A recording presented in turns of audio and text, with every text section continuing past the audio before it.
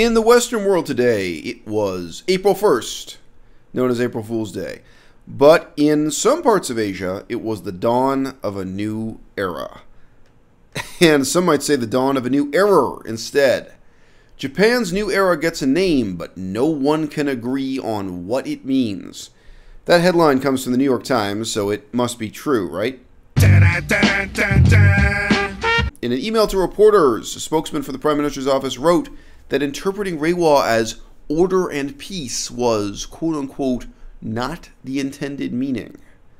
Well, the symbol itself, etymologically, is a little bit menacing. And when we talk about etymology in Chinese, and I gotta digress to mention, for some people in the audience here, modern Japanese is largely made up of bits and pieces of broken Chinese. So it's Chinese we're talking about. When you look at the etymology of a Chinese word, you're often looking at a visual symbol rather than a series of phonetic markings.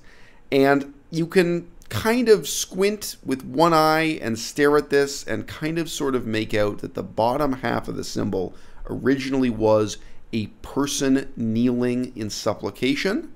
Believe it or not, the triangular symbol at the top of the character indicates a mouth, presumably here a mouth giving an order, a mouth giving a command. So there's a sense of an order, a command, a decree, obedience. And some people regard this, I don't know, a little bit menacing as the name for the new era in Japanese, marking a new emperor taking over the throne.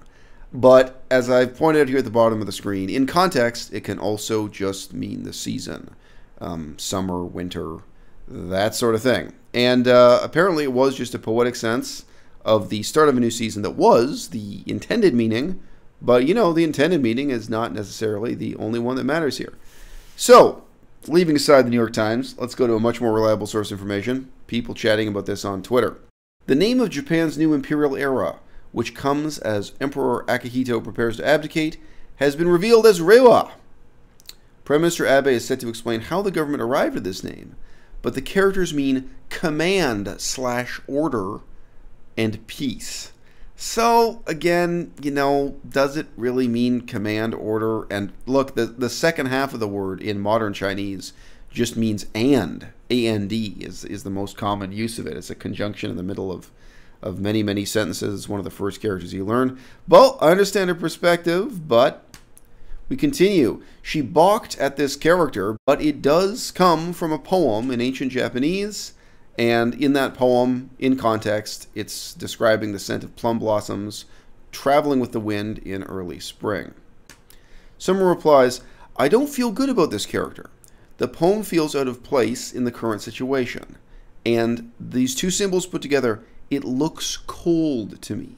So this to me is actually, I mean, it's stated here really briefly, but this is actually a much more interesting and subversive sort of complaint. And this person has replied to the same comment on Twitter.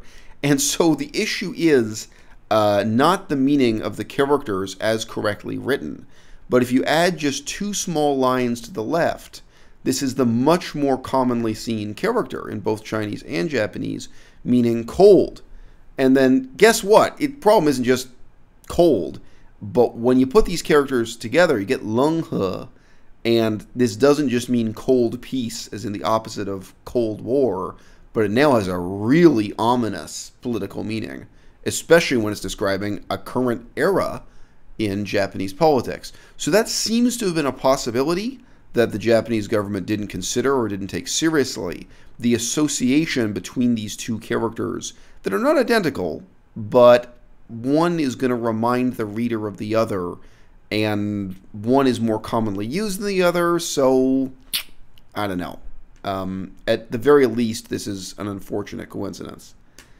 Hannah Gould comments, whilst I understand the poetic etymology, it's not really the etymology. Ah, well, she means well.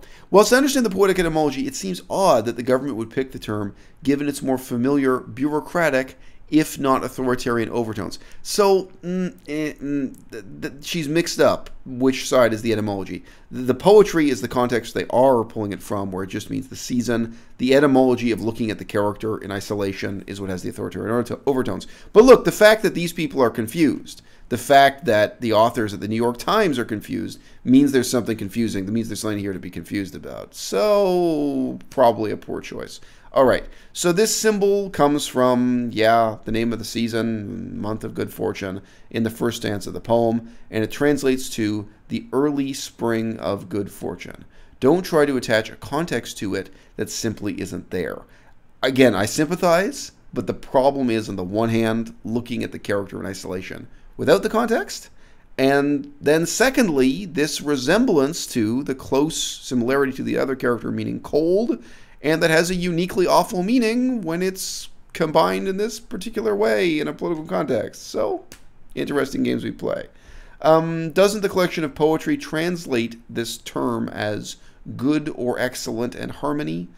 I'm happy to go with excellent harmony rather than peace through order. So I highlighted that because I thought that was a really interesting example of kind of over-interpreting the two characters, taking them apart and putting them back together again, and reading it as peace through order. But anyway, this is April Fool's Day, April 1st, 2019, and all around the world, people who speak Japanese, people who speak Chinese, and people who don't know either one are puzzling over the symbolic and political significance of Japan declaring the dawn of a new era.